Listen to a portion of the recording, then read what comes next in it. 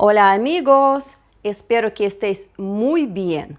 En este video les hablaré de Gerrit Dou, un pintor holandés de Leiden que fue el más famoso en su época y que, como sus contemporáneos, era un maestro de la perspectiva, efectos de luces, colores y dibujos.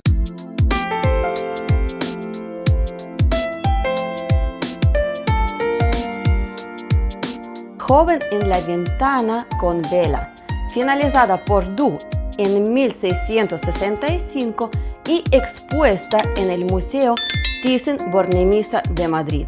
Igual como el Greco, Zurbarán o Karl Brülov, por citar solo a tres, Gerrit Dou fue un pintor muy apreciado en su época. Pero desde la década de 1870 y hasta la primera mitad del siglo XX, su obra cayó en el olvido.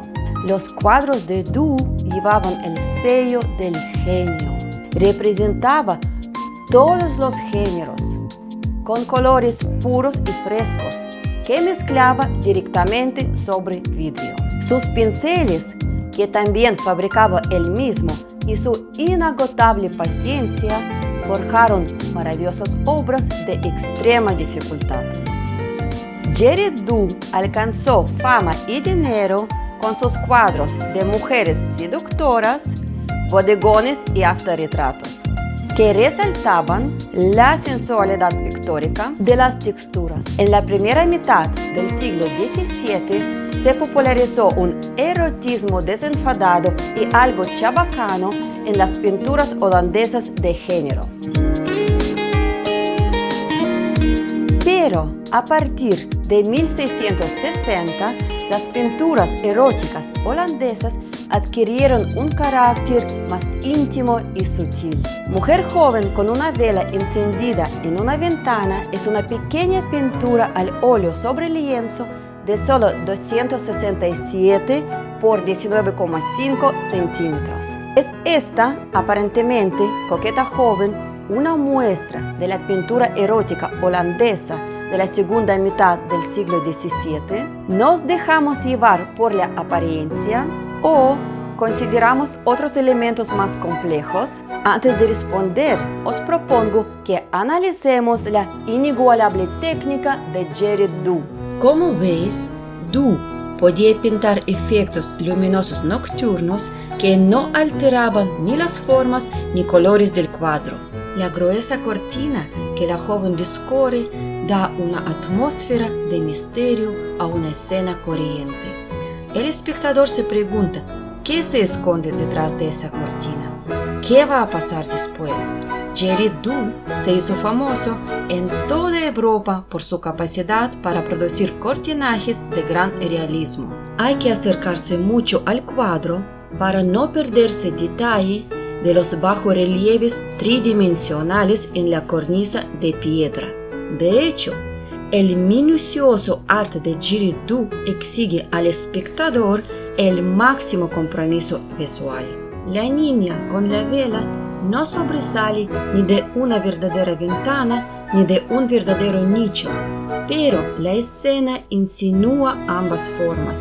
El alféizar de la pseudo-ventana o nicho separa a la figura del espectador, mientras que el marco de la ventana nos incita a adivinar qué hay en la oscuridad del fondo. Gerrit Dou aplicaba los colores con gran libertad, una densa capa de betún verdoso sobre el fondo oscuro.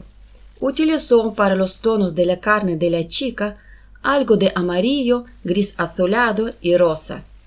Un rosa brillante para sus uñas. Su camisa y su diadema están formadas por trazos sueltos del mismo ocre dorado y verde claro.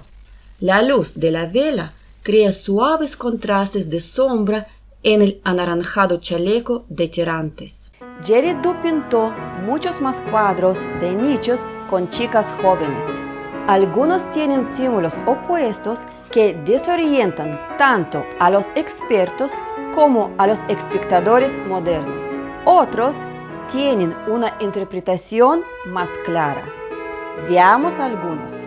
La encajera con pendientes de perla, que nos mira directamente, simbolizaba a la mujer industriosa y virtuosa, ocupada en labores de aguja mientras mira un libro.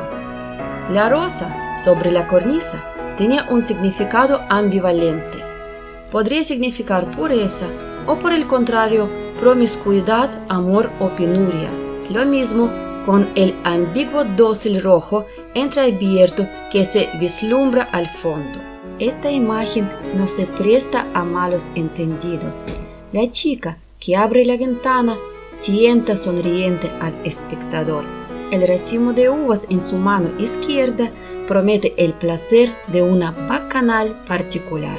Una aparentemente virtuosa ama de casa sostiene al gallo que va a desplumar. Sin embargo, la representación abunda en símbolos eróticos. El mismo gallo, la jaula de pájaros, el candelabro, el largo tubo de la tetera apoyado en el alféizar de la ventana.